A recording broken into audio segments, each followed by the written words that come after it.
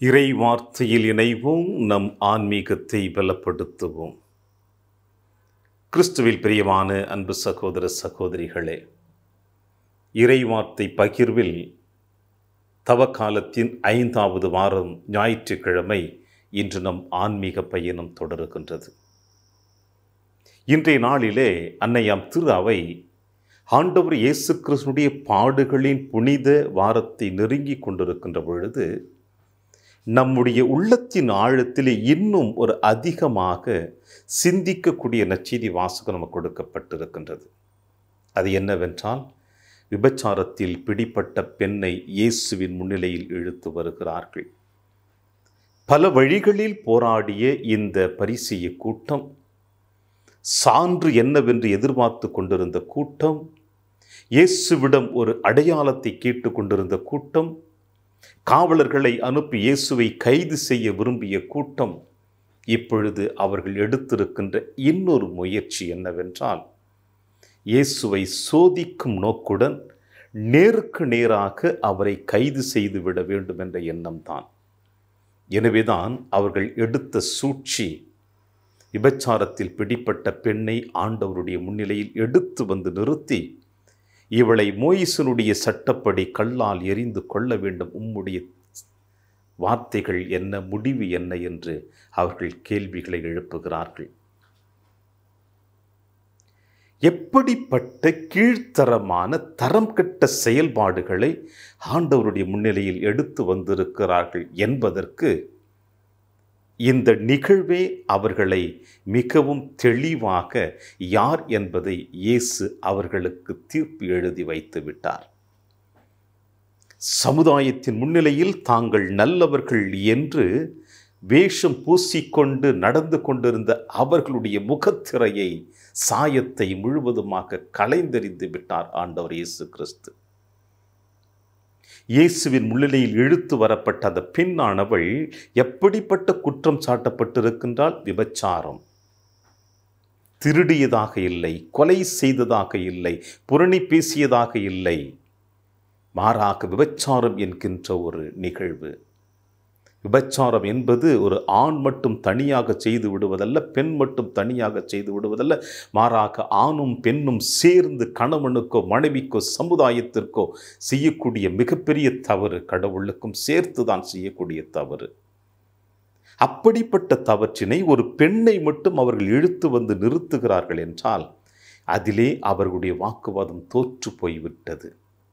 எனவேதான் இயேசு எந்த விதமான பதிலையும் அவர்களுக்கு கொடுக்க விரும்பாமல் குனிந்து கொண்டே தரையில் எழுதி கொண்டிருந்தார் என்று யோவான் அழகாக சொல்லுகிறார்.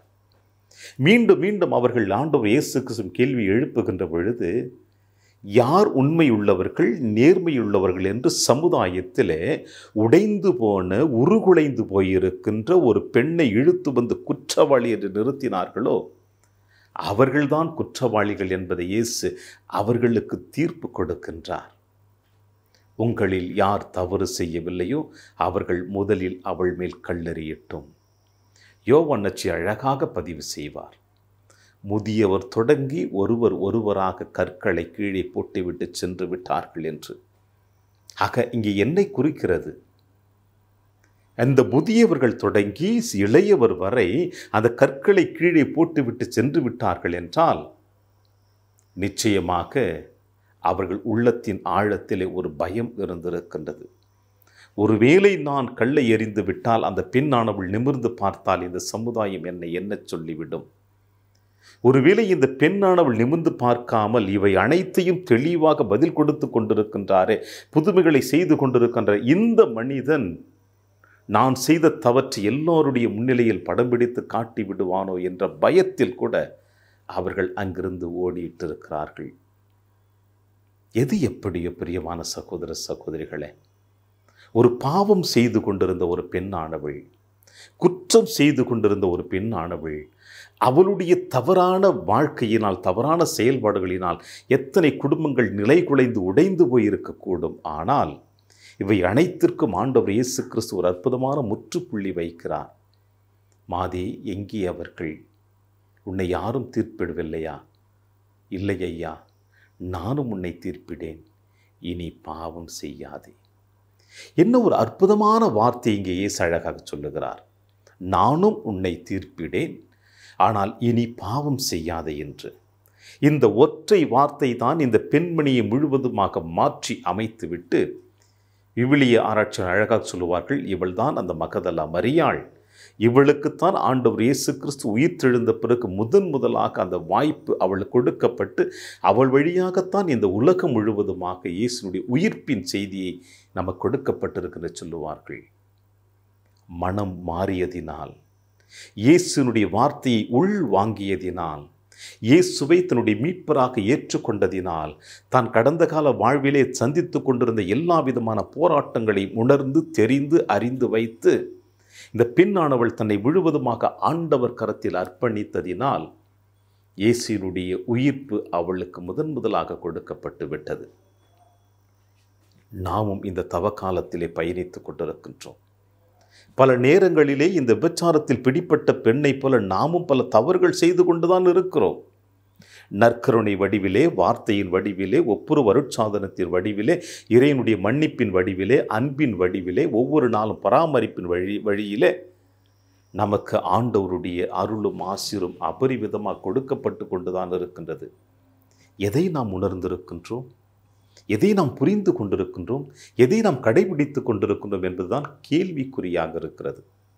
ஏனென்றால் இந்த பரிசேய கூட்டம் ஆண்டவர் இயேசு கிறிஸ்துவை சோதிக்கும் நோக்குடன் அவரை பிடிக்க வந்தார்களே, அதுபோல நாம் அனைவரும் இந்த சமுதாயத்தில் உலகமயமாக்கப்பட்ட காலத்தில் நம்மை முழுவதுமாக அதற்குள் இணைத்து கொண்டதினால் உண்மைக்கு எதிராக பொய்மையை வாழ்வாக்கி கொண்டு அடுத்தவர்களை அழிக்க வேண்டும் என்ற மனப்பக்குவத்தோடு வாழ்ந்து கொண்டிருக்கின்ற நிலைமைக்கு நாம் தள்ளப்பட்டிருக்கின்றோம்.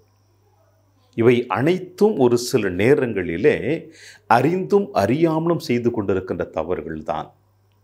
கால சூழ்நிலைகளுக்கு ஏற்றாறு போல, சமுதாய சூழ்நிலைகளுக்கு ஏற்றாறு போல நம்மை நாம் பாதுகாத்து கொள்ள வேண்டும் என்பதற்காக உண்மைக்கு எதிராக நாம் நடந்து கொண்டிருக்கின்ற இந்த அவல நிலையில்தான் நாம் தள்ளப்பட்டிருக்கின்றோம். எனவே இயேசு உங்களையும் என்னையும் என்று சிந்திக்க அழைப்பு கொடுக்கிறார்.